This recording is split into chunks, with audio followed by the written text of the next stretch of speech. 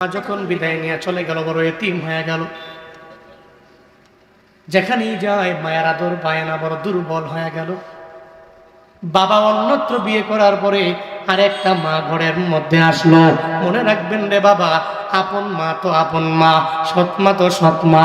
জীবনে কোনোদিন সৎ মা তো আপন মায়ের মতো হতে পারে না।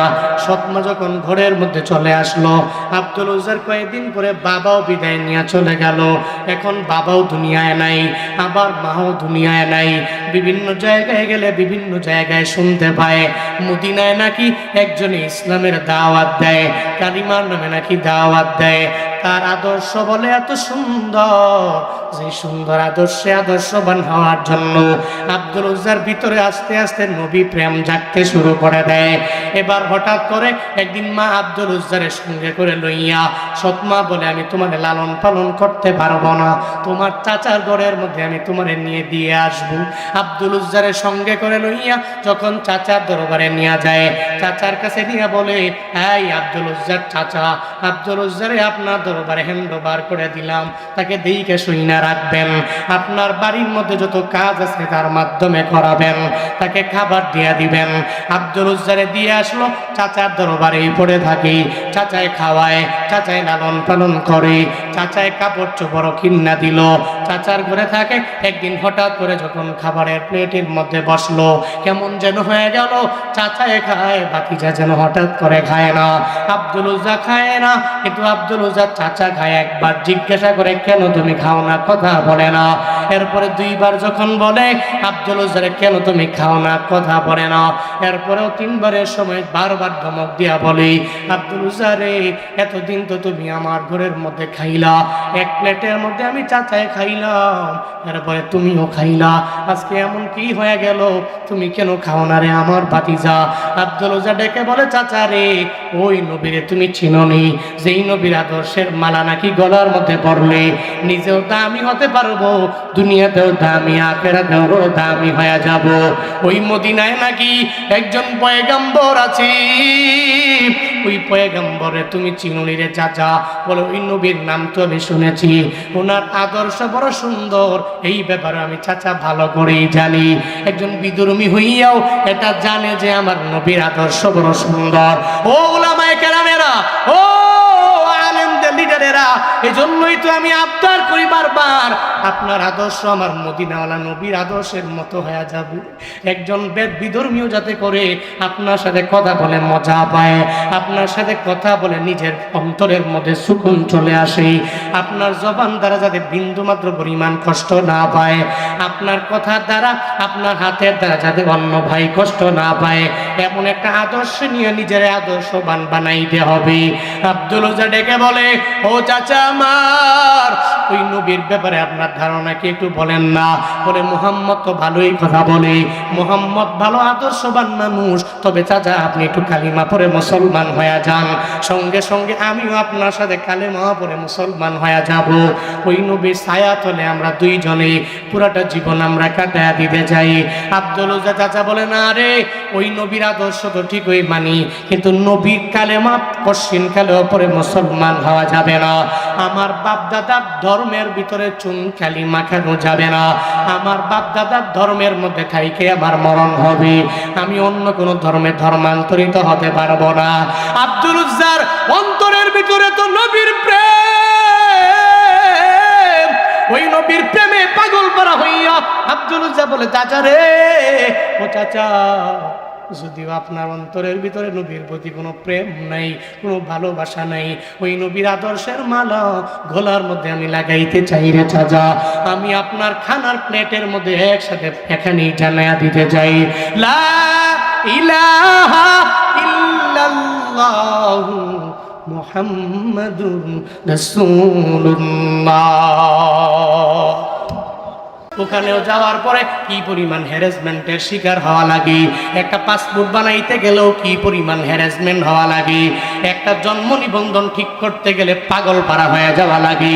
ইউনিয়ন অফিসের মধ্যে যাইতে যাইতে যাইতে যাইতে 2-3 জোড়া জুতাও নষ্ট হয়ে গেল, এরপরেও জন্ম নিবন্ধন ঠিক হয় নাই, এরপরেও পাসপোর্টটাকে ঠিক বানাইতে পারলা না রে বাবা, এরপরেও আইডি কার্ডটাকে ঠিক বানাইতে পারলা না।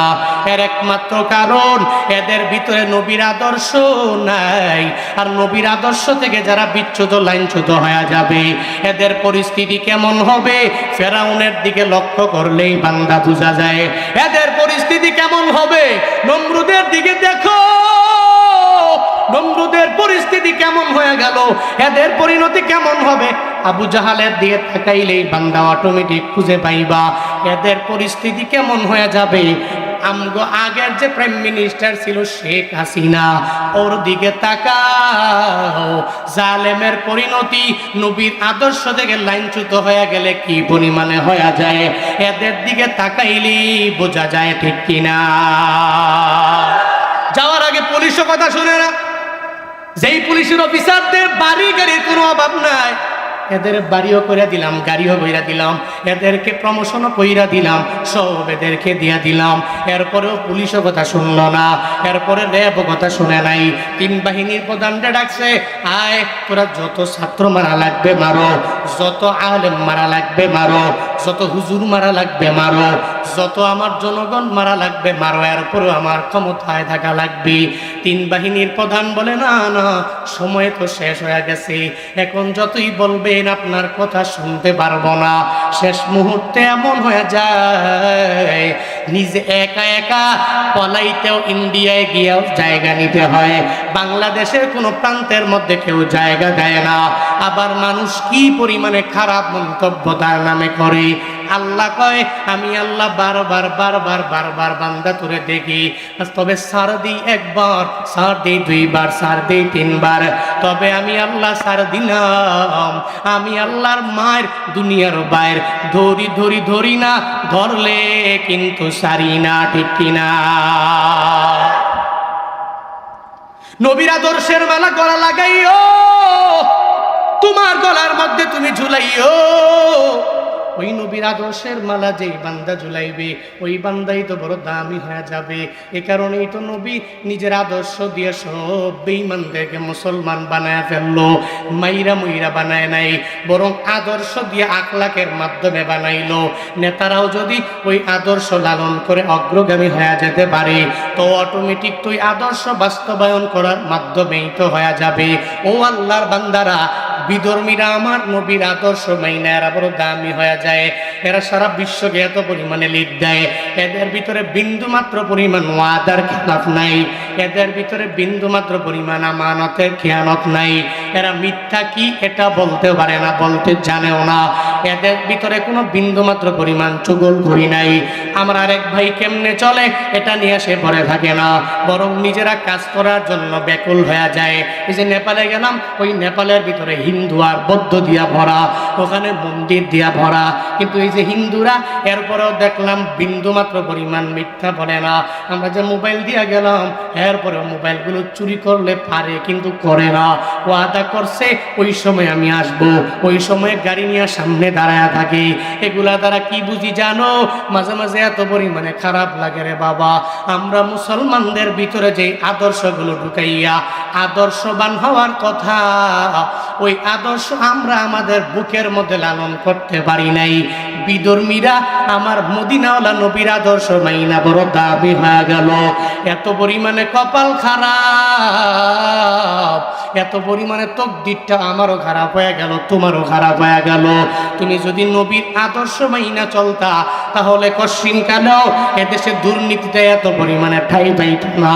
তুমি যদি নবীর আদর্শ মানতা, তাহলে আজকে চুগলখড়ি হইতো না, গীবত হইতো না, মিথ্যা হইতো না, আমার দেশটা এত পরিমাণে ধ্বংসে দূষণলে পড়তো না, ঠিক কিনা? নবীর আদর্শের মালা গলা লাগাইলে ওই বান্দা বড় দামি। রাহমাতুল্লিল আলামিনের জন্ম মৃত্যু মাসের মধ্যে তোমার আমার জন্য শিক্ষায়িত হবে, এটা বলে নবীর আদর্শের মালা গলায় লাগাবো। আমি সব জায়গায় ঘুরে ঘুরে রেলি করব, এটাই তো আমার মাকসাদ হবে না। বরং মাকসাদ হবে নবীর আদর্শের মালা গলার মধ্যে লাগাইয়া নবীর সিরাতটাকে নিজের বুকের মধ্যে ধারণ করব, আমার বডিতে ধারণ করব, আমি আমার নিজেকেও পরিপূর্ণ চেঞ্জ বানায়া ফেলবো। এটাই তো তোমার আমার মিশন হওয়া দরকার। অথচ কেমন হলো, ঈদে মিলাদুন্নবীর দিনে রেলি করার জন্য লাইনে লাইনে দাঁড়ায় গেল। আমি এমন লোকও দেখছি আমার এলাকার ওই লোক জীবনে এক ওয়াক্ত নামাজও পড়ে না, এমনকি জুমার নামাজটাও পর্যন্ত আদায় করে না।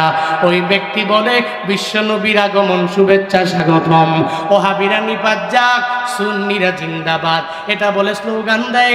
আল্লাহ কয় তুই আমার নবীরে ভালোবাসো, এটা মুখ দিয়া বললেই হবে। নবীরে ভালোবাসলে শুধু মুখ দিয়া বললে হয় না, নবীর ভালোবাসা নামাজ দিয়া, রোজা দিয়া, সুন্নত দিয়া বোঝানো লাগে, ঠিক কিনা? নবীর ভালোবাসা শুধুমাত্র ঈদে মিলাদুন নবীর দিনে রেলি করার মাধ্যমে নয়। ওই নবীর ভালোবাসা কেমনে হবে? বলে নবীর ভালোবাসা হবে নবীর সুন্নতের উপরে আমল করার মাধ্যমে। নবীর সুন্নতের আমল কেমনে করবা? বলে সাহাবায়ে কেরামরা আর নমুনা বানাও, যারা নিজের জীবন পর্যন্ত দিয়ে দিল, যারা নবীর জন্য এত পরিমাণে পাগল পারা হয়ে গেল। ওই সাহাবায়ে কেরামেরা ওই নবীর জন্য নিজের জীবনের শেষ সবটুকু দিয়া দিল। একটা মাত্র বার রাহমাতুল লিল আলামিনের চেহারা মোবারক দেখার জন্য নিজের জীবনের সর্বস্ব যারা বিলীন করে দিয়া গেল, এদের তুমি তোমার চলার পথে এমন আদর্শ বানায় নাও। এরা যদি পারে তাহলে আমি কেন পারবো না? আমার অমুক ভাই পারলে আমি কেন পারবো না? সে যদি নবীর সুন্নতের উপরে আমল করতে পারে তাহলে আমি কেন পারবো না? ও আল্লাহর বান্দা আব্দুল উজ্জা আব্দুল্লাহ জুলবাদাইন, ওই সাহাবীর নাম অনেক বান্দা শুনছি, ওনাদের বয়ান শুই না চোখের পানি ফালায় কান্না করছি।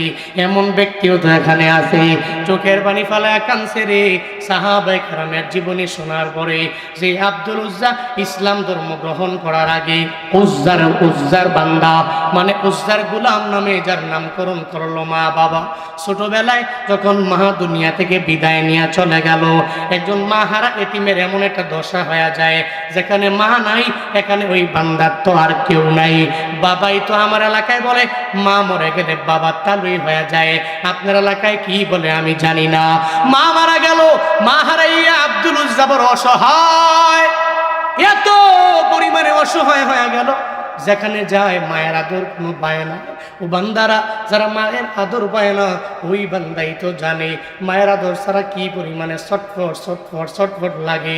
বিদেশের বাড়িতে থাকে, এরপরেও ভিডিও কলে ফোন দেয়, মারে তোমার চেহারা না দেখলে আমার ঘুম হয় না, একটা বার টেলিফোন দাও, এরপরে তোমার সাথে আমি কথা বলবো, এরপরে আমি রাতের বেলা বিছানায় ঘুমানোর জন্য যাইব। দিনে আর রাতে মিলে একটা বারের জন্য মায়ের কাছে টেলিফোন দেয়। কেন জানুনি? কারণ মায়ের জন্য যারা পাগল হয়ে যায় এরাও এত পরিমাণে দামি হয়, এরা মারে ভালোবাসে, আর মাও তার জন্য বারবার দোয়া কইরা দেয়।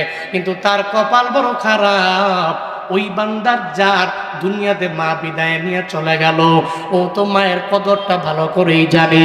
মা কেমন, মায়ের ভালোবাসাটা ওই বান্দা বুঝতে পারে। এই যে রমজান মাসে আপনারা এমন কেউ নেই যে রেডিওতে কোরআন তিলাওয়াত শুনেন না। আগে এমন একটা সময় ছিল, রমজানে আসরের নামাজের পরে ইফতারটাকে সামনে লইয়া দেখবেন রেডিওতে কোরআন তিলাওয়াত শুনে, কত সুন্দর করে মায়া নিয়ে তিলাওয়াত করে আপনিও শুনেন, আপনার পরিবারের ছেলেও শুনে, আপনার মেয়ে শুনে, আপনার পরিবারের সমস্ত সদস্যরা মিল্লা শুনে। এরপরে নিজে এগুলা শুই না ইফতারের জন্য রেডি হয়ে যান। এমন হয় কি হয় না? হয়নি নাকি? আপনারা লেখার সিস্টেম নাই? আসরের পর থেকেই রেডিওতে কোরআন তিলাওয়াত লাগায়া ইফতার রেডি। কিন্তু এখন তো আবার আপডেট জামানা, এখন মোবাইল, বড় মোবাইল আসছে, রেডিওর জামানা শেষ, রেডিও লাগে না। নাতিরে বললো, নাতি আমার অ্যান্ড্রয়েড দাও, অ্যান্ড্রয়েডে আমি তিলাওয়াত শুনবো। তোমার হাতের মধ্যে বড় ফোনটা আছে, ওই বড় ফোনটা তুমি আমার হাতে দাও, আমি একটু কোরআন তিলাওয়াত শুনবো। এরপরে দেখবেন মোবাইলটাকে হাতের মধ্যে নিয়ে আর টিভির কোরআন তিলাওয়াত শুনে, এরপরে নিউজ 24 এর ভিতরে কোরআন তিলাওয়াত শুনে, এরপরে হোলি টিউনের ভিতরে কোরআন তিলাওয়াত শুনে, এরপরে ইফতার করার জন্য যায় রে বাবা।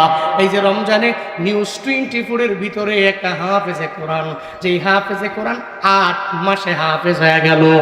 8 মাসে হাফেজ হয়ে গেল। আল্লাহু আকবার। বাড়ি যায় একবার কয় মাসে হাফেজ? 1 বছরে 8 মাসে 30 পারা কোরআনের হাফেজ। সুবহানাল্লাহ পড়বেন না? হে মিয়া, আপনারা যদি কই যে 1 পৃষ্ঠা মুখস্থ করেন 2 মাস লাগে, এরপরে এমন কিছু ব্যক্তি আছে 2 মাস লাগেও পারবেন। ঠিক কি ঠিক না? হ্যাঁ, 8 মাসে 30 পারা কোরআন মুখস্থ হয়ে গেছে। নিউজ 24 এই নিউজের ভিতরে রমজানের ভিতরে অনেকেই ভিডিও দিকে চোখের পানি ফেলায় কান্না করেছে। 8 মাসে কোরআনের বড় হাফেজ হয়ে গেল। উপস্থাপকেরা যখন তার কোরআন তিলাওয়াত শুনলো, এরপরে চোখের পানি ধরে রাখতে পারে নাই, চোখের পানি ফেলায় আর তাকে জানায়া দেয়, হাফেজে কোরআন রে, তুমি এত পরিমাণে দামি, 8 মাসে তুমি কোরআন করে তোমার সিনার মধ্যে ঢুকাইলা। হাফেজে রে, তুমি তো তোমার কোরআন সিনায় ঢুকাইলা, কিন্তু তোমার দুনিয়াতে তুমি ভাগ্যবান হয়ে গেলা, কিন্তু কপালটা তো খারাপ তোমার। তুমি ছোট মানুষ, তোমার বাবাটাও দৃষ্টি প্রতিবন্ধী, তোমার তো মাটাও দুনিয়ার মধ্যে বেঁচে নাই। উপস্থাপক চোখের পানি ছেড়ে দিয়া জানায়া দেয়, এই দুনিয়াতে যদি কোনো বান্দার বাবা না থাকে, তাহলে তার যদি মা থাকে, একজনই যদি জিজ্ঞাসা করে, এই ছেলে তোমার বাবা আসেনি? বলে না না আমার বাবা নাই। এবার স্বাচ্ছন্দ্য হয় সুন্দর করে বলেও দিতে পারে।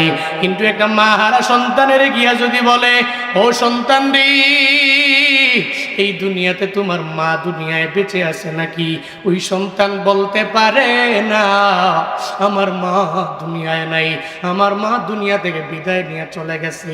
এটা কশ্চিনকালেও সন্তান বলতে পারে না, সন্তানের জবান দিয়েও বের করে দিতে পারে না। কারণ একটা সন্তানের ভিতরে ওই মায়ের এত প্রেম, এত পরিমাণে ভালোবাসা আল্লাহ পাক ওই সন্তানের ভিতরে ঢুকে দিছে রে।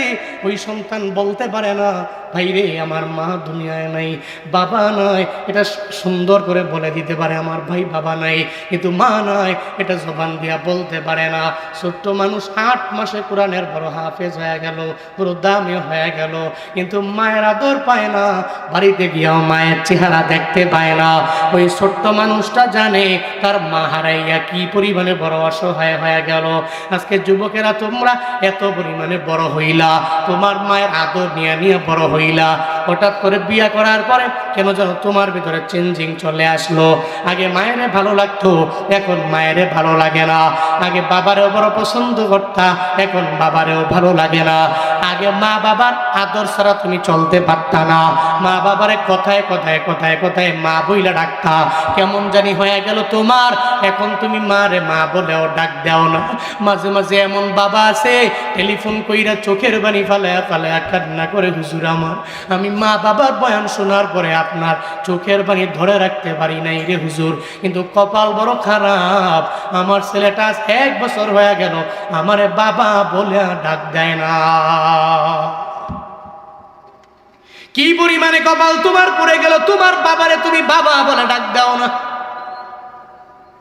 ও যুবক, কপাল তোমার কি পরিমাণে পুড়ে গেল, তুমি তোমার মায়ের মা বলে ডাক দিতে পারো না রে বাপ। কেমন তোমার হয়ে গেল, অথচ মা তোমার নিয়ে এত কষ্ট কম করো নাই। একটু যদি ভাবতা তোমার মা বাবার মাধ্যমে তুমি দুনিয়ার জমিনে আসতে পারলা, আসমান দেখতে পারলা, জমিন দেখতে পারলা। তোমার মা বাবার মাধ্যমে দুনিয়াতে এমন কোনো নিয়ামত নাই যেই নিয়ামত তুমি ভোগ করতে পারলা না, বরং সব মা বাবার মাধ্যমে সম্ভব হয়ে গেল। এজন্য এখন আমি বারবার বারবার বিভিন্ন এলাকায় গেলে আবদার জানাই, দুনিয়ার সব একদিকে থাকবে, তোমার মা বাবা একদিকে থাকবে। পশ্চিমকালেও কারো কথা শোনার পরে মা বাবার সাথে অন্যায় আচরণ করা যাবে না। করা যাবে? এই অন্যায় আচরণ করা যাবে? আর আব্বা আম্মার সাথে অন্যায় আচরণ যদি করো, 1 বার করছো, 2 বার করছো, 3 বার করছো, মায়ে তো তোমার বদদোয়া দেয় নাই। বদদোয়া তো মুখ দিয়ে জবান দিয়ে বলা লাগে না, তো অটোমেটিক লেগে যাবে, অটোমেটিক লেগে যাবে। তো মা বাবার থেকে বদদোয়া নেওয়া যাবে, একটু চিন্তা করবেন। যদি কেউ মা বাবার বিরুদ্ধে বলে, আপনি বলবেন, শোনো, আমার মা আমার জন্য যে কষ্ট করছে তুমি করছো, তুমি তোমার জায়গায় থাকো, মা মায়ের জায়গায় থাকবে, সে দামি। জীবনের মূল কষ্ট মায়ের, প্রসব বেদনা, সাত আসমান সাত জমিন তখন মায়েরই মাথায়। জীবনের মূল কষ্ট মায়ের, প্রসব বেদনা, সাত আসমান সাত জমিন তখন মায়েরই মাথায়। এমন মা কি কেমনে আজি, এমন মা কি কেমনে আজি যাব আমি ভুলিয়া। ও আমার প্রাণের মা, মা গো মা, কোথায় গেলে মোরে ছাড়িয়া। জনম দুঃখী এতিম আমি, চায় না কেহ ফিরিয়া। জনম দুঃখী এতিম আমি, চায় না কেহ ফিরিয়া। আমি যখন ছিলাম আমার মায়েরই উদরে, চলাফেরা করতেন যে মায় কত কষ্ট করে। আমার সুন্দর মুখ দেখে মায়ের, আমার সুন্দর মুখ দেখে মায়ের ব্যথা যায় যে ভুলিয়া। ও আমার প্রাণের মা, মা গো মা, কোথায় গেলে মোরে ছাড়িয়া। জনম দুঃখী এতিম আমি, চায় না কেহ ফিরিয়া। জনম দুঃখী এতিম আমি, চায় না কেহ ফিরিয়া।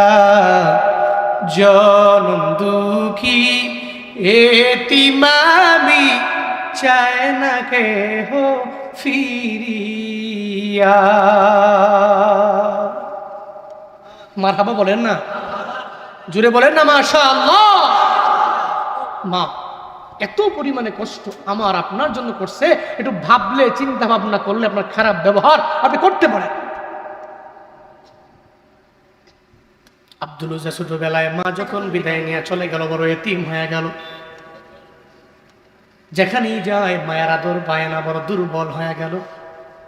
বাবা অন্যত্র বিয়ে করার পরে আর একটা মা ঘরের মধ্যে আসলো। মনে রাখবেন রে বাবা, আপন মা তো আপন মা, সৎ মা তো সৎ মা। জীবনে কোনো দিন সৎ মা তো আপন মায়ের মতো হতে পারে না। সৎ মা যখন ঘরের মধ্যে চলে আসলো, আব্দুল উজ্জার কয়েকদিন পরে বাবাও বিদায় নিয়ে চলে গেল। এখন বাবাও দুনিয়ায় নাই, আবার মাও দুনিয়ায় নাই।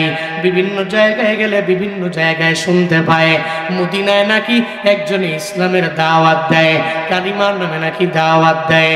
তার আদর্শ বলে এত সুন্দর, যে সুন্দর আদর্শে আদর্শবান হওয়ার জন্য আব্দুল উজ্জার ভিতরে আস্তে আস্তে নবী প্রেম জাগতে শুরু করে দেয়।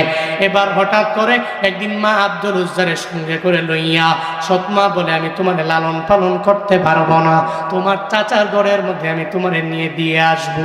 আব্দুল উজ্জারের সঙ্গে করে লইয়া যখন চাচার দরবারে নিয়ে যায়, চাচার কাছে নিয়ে বলে, এই আব্দুল উজ্জার চাচা, আব্দুল উজ্জারে আপনার দরবারে হ্যান্ডওভার করে দিলাম, তাকে দেখে শুইনা রাখবেন, আপনার বাড়ির মধ্যে যত কাজ আছে তার মাধ্যমে করাবেন, তাকে খাবার দিয়ে দিবেন।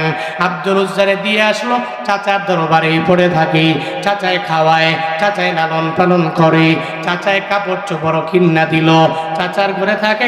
একদিন হঠাৎ করে যখন খাবারের প্লেটের মধ্যে বসলো, কেমন যেন হয়ে গেল, চাচায় খায়, ভাতিজা যেন হঠাৎ করে খায় না, আব্দুল উজ্জা খায় না, কিন্তু আব্দুল উজ্জার চাচা খায়। একবার জিজ্ঞাসা করে, কেন তুমি খাও না, কথা বলে না। এরপরে দুইবার যখন বলে, আব্দুল উজ্জারে কেন তুমি খাও না, কথা বলে না। এরপরেও তিনবারের সময় বারবার ধমক দিয়া বলে, আব্দুল উজ্জারে এতদিন তো তুমি আমার ঘরের মধ্যে খাইলা, এক প্লেটের মধ্যে আমি চাচায় খাইলাম, এরপরে তুমিও খাইলা, আজকে এমন কি হয়ে গেল, তুমি কেন খাও না রে আমার ভাতিজা? আব্দুল উজ্জা ডেকে বলে, চাচা রে, ওই নবীরে তুমি চিনোনি, যেই নবীর আদর্শের মালা নাকি গলার মধ্যে পড়লে নিজেও দামি হতে পারবো, দুনিয়াতেও দামি, আখিরাতেও দামি হয়ে যাব।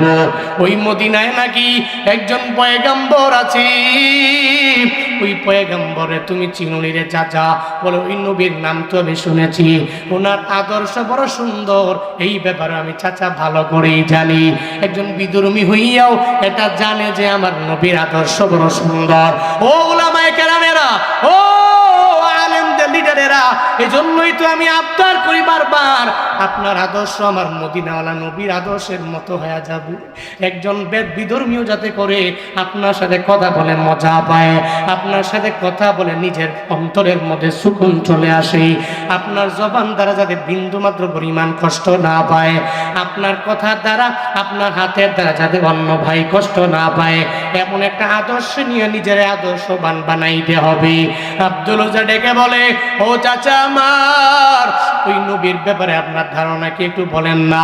বলে, মুহাম্মদ তো ভালোই কথা বলে, মুহাম্মদ ভালো আদর্শবান মানুষ, তবে চাচা আপনি একটু কালিমা পড়ে মুসলমান হয়ে যান, সঙ্গে সঙ্গে আমিও আপনার সাথে কালিমা পড়ে মুসলমান হয়ে যাব। ওই নবীর ছায়া তলে আমরা দুইজনে পুরাটা জীবন আমরা কাটায়া দিতে যাই। আব্দুল উজ্জা চাচা বলে, না রে, ওই নবীর আদর্শ তো ঠিকই মানি, কিন্তু নবীর কালেমা কশিন কালেও পরে মুসলমান হওয়া যাবে না, আমার বাপ দাদার ধর্মের ভিতরে চুন কালি মাখানো যাবে না, আমার বাপ দাদার ধর্মের মধ্যে থাইকে আমার মরণ হবে, আমি অন্য কোন ধর্মে ধর্মান্তরিত হতে পারবো না। আব্দুল উজ্জার অন্তরের ভিতরে তো নবীর প্রেম, ওই নবীর প্রেমে পাগল করা হইয়া আব্দুল উজ্জা বলে, চাচা রে, ও চাচা, যদিও আপনার অন্তরের ভিতরে নবীর প্রতি কোনো প্রেম নাই, কোনো ভালোবাসা নাই, ওই নবীর আদর্শের মালা গলার মধ্যে আমি লাগাইতে চাই রে চাচা, আমি আপনার খানার প্লেটের মধ্যে একসাথে এখানেই জানায়া দিতে চাই, লা ইলাহা ইল্লাল্লাহু মুহাম্মাদুর রাসূলুল্লাহ। আব্দুল উজ্জা মুসলমান হয়ে গেল। চাচার মাথা কি গরম না ঠান্ডা? আর কথা বলো না কেন? আমি তোর লালন পালন করলাম, আমি তোরে খাওয়াইলাম, আমার প্লেটের মধ্যে একসাথে খাইলা, কিন্তু হঠাৎ করে আমার সামনে তুই কালেমা পরে ধর্মান্তরিত হয়ে গেলা, অন্য ধর্মের অনুসারী হয়ে গেল। আব্দুল উজ্জা তো পশ্চিম কালেও এটা মেনে নিতে পারলো, চাচা তো মেনে নিতে পারে না। চাচা সঙ্গে সঙ্গে বলে, এই কালেমা স্যার, না হয় আমার বাড়িটাকে ছাইরা দে। আব্দুল উজ্জা কয়, বাড়ি ছাড়তে পারি, সব ছেড়ে দিতে পারি, কিন্তু মদিনাওয়ালা নবী আমি ছাড়তে পারি না। সুবহানাল্লাহ, বাড়ি যায় কোয়েন, আরো জোরে বলেন না সুবহানাল্লাহ। সব ছাড়তে পারি, নবী ছাড়তে পারি। এই আশিক রাসূল হে। এক বছর পরে পরে একবার পুরো এলাকা গ্রাম দৌড়াইয়া বিশ্ব নবীর আগমন শুভেচ্ছা স্বাগতম লাফাইলেন। পুরা বছরে নাই নামাজ, নাই রোজা, নাই আমল, হক্কানি উলামায়ে কেরাম বিরোধিতা করে নবীর মিলাদুন নবীর নয়, বিরোধিতা করে আপনার মতো ব্যক্তি নামাজ নাই, রোজা নাই, সারা দিন অন্যায় অশ্লীল কাজ, বেহায়াপনা কাজের ভিতরে আপনি থাকেন, আর এক বছর পরে হঠাৎ করে নবী প্রেম ভিতরের ভিতরে জাগে। আপনাকে উলামায়ে কেরাম বিরোধিতা করে, আপনার বিরুদ্ধে কথা বলে, উলামায়ে কেরাম নবীর মিলাদুন নবীর বিরোধিতা করে না, সিরাতুন নবীর বিরোধিতা করে না, বিরোধিতা করে তো তার যে ব্যক্তি মিলাদের নামে র্যালি করে আর ভণ্ডামি করে, ঠিক কিনা? বিরোধিতা তো আশিক রাসূল সব ছাড়তে পারি, নবীরে ছাড়তে পারবো? সব ছাড়তে পারি, নবীকে ছাড়তে পারবো? আব্দুল উজ্জা এবার জানায়া দিল, চাচারে বাড়ি ছাড়তে পারি, অসুবিধা নাই, নবী ছাড়তে পারি না। চাচা কয় বাতিজা রে, আমার সব আমি তোমারে যা দিয়েছিলাম সব আমার এক এক এক এক করে আমাকে দিয়ে দেওয়া লাগবে। বলে কি দেওয়া লাগবে? বলে আমার তো তোমার পরনের মধ্যে উপরের যে কাপড়টা আছে এই কাপড়টা আমার টাকায় কেনা, তুমি এটা আমার কাছে দিয়ে দাও। অসুবিধা নাই, ধরেন খুলে আমি আপনারে দিয়া দিলাম। তোমার আমি জীবনে যা দিয়েছিলাম সব তুমি আমারে দিয়া দাও। বলে ধরেন সব আমি আপনার হাতের মধ্যে দিয়া দিলাম। এরপরে লাস্ট মুহূর্তে শুধুমাত্র লুঙ্গি খানা আছে, সব চাচায় নিয়ে গেল। এবার চাচায় কয় বাতিজা রে, তোমার লুঙ্গিটা তুমি আমারে দিয়ে দেওয়া লাগবে, কারণ এই লুঙ্গিটাও তো আমার টাকায় কেনা, এই লুঙ্গিটা তুমি আমারে দাও, লুঙ্গিটা পর্যন্ত আমি নিয়ে যাব। আব্দুল উজ্জা চোখের পানি ফালাইয়া আল্লাহর দরবারে একটা চিৎকার দিয়া বলে, ও মালিক, এই দুনিয়াতে আমি বড় এতিম হয়ে গেছি, আমি বড় অসহায় হয়ে গেছি, আমার মাও নাই, আমার বাবাও নাই, আমার পরিবারের কেউ নেই। আমি যার কাছে গিয়া উঠবো এমন কোনো ব্যক্তি ঠাই দেওয়ার মতো আমার ঘরের মধ্যে নাই, আমার পরিবারের মধ্যে নাই। চাচার ঘরের মধ্যে লালিত পালিত হইলাম, কিন্তু মুসলমান হয়ে যাওয়ার কারণে চাচা আমারে বলি, আমার লুঙ্গিটা পর্যন্ত আমি চাচার হাতের মধ্যে দেওয়ার জন্য, আল্লাহ গো আমি লুঙ্গি দিয়ে দিব, এরপরেও কালেমাকে ছাড়তে পারি না, এরপরেও আমি আমার মোহাম্মদ নবীরে বলতে পারি না, আমি আমার নবীর দরবার ছাড়া অন্য কোনো দরবারে যাইতে পারবো না। আল্লাহ গো এই লুঙ্গিটা পর্যন্ত আমি তোমার জন্য, তোমার নবীর জন্য কুরবান করে দিতে পারি। বাতিজা ডেকে বলে, ও চাচা আমার, আমি আমার মাকে ছোটবেলায় হারাইছি,